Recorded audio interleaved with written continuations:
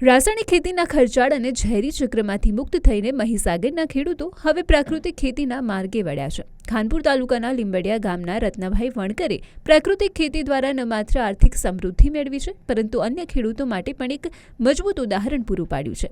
રત્નભાઈની આ સફર માત્ર 1 વીઘા જમીનમાં શાકભાજીની પ્રાકૃતિક ખેતીથી શરૂ થઈ હતી, પણ શાકભાજીમાં મળેલી સફળતા અને શુદ્ધતાથી પ્રેરાઈને તેમણે પોતાની તમામ ખેતીને પ્રાકૃતિક બનાવવાનો મક્કમ નિર્ધાર કર્યો. આજે રત્નભાઈ પોતાની 4 વીઘા જમીનમાં આંબાની પ્રાકૃતિક ખેતી કરી રહ્યા છે. માજી સૈનિકે અત્યારે શું 2008ની અંદર રિટાયર થયા પછી સાદી ખેતી કરતા હતા અને સાદી ખેતીમાંથી મને એમ વિચાર આવ્યો કે ત્યારે શાકભાજી પ્રાકૃતિક રીતે કરીએ તો સારું એમ.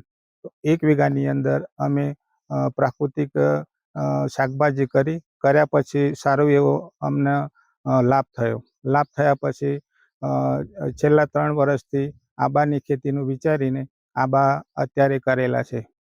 અત્યારે 3 વર્ષના આંબા છે અને તમે જોઈ રહ્યા છો પ્રાકૃતિક રીતે ટોટલી જીવામૃત અને છાણિયું ખાતરનો ઉપયોગ કરેલો છે.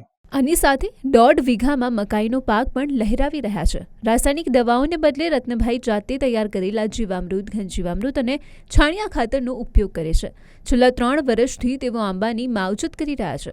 સરકારની વિવિધ કૃષિ યોજનાઓનો લાભ મેળવીને રત્નભાઈએ પ્રાકૃતિક ખેતીમાં ટેકનિકલ માર્ગદર્શન પણ મેળવ્યું છે અને આજે તેમની મહેનત રંગ લાવી રહી છે. લીંબડિયા ગામના ખેડૂતની સફળતા જોઈને હવે આસપાસના અન્ય ખેડૂતો પણ ગાય આધારિત ખેતી તરફ વળવા પ્રેરાયા છે.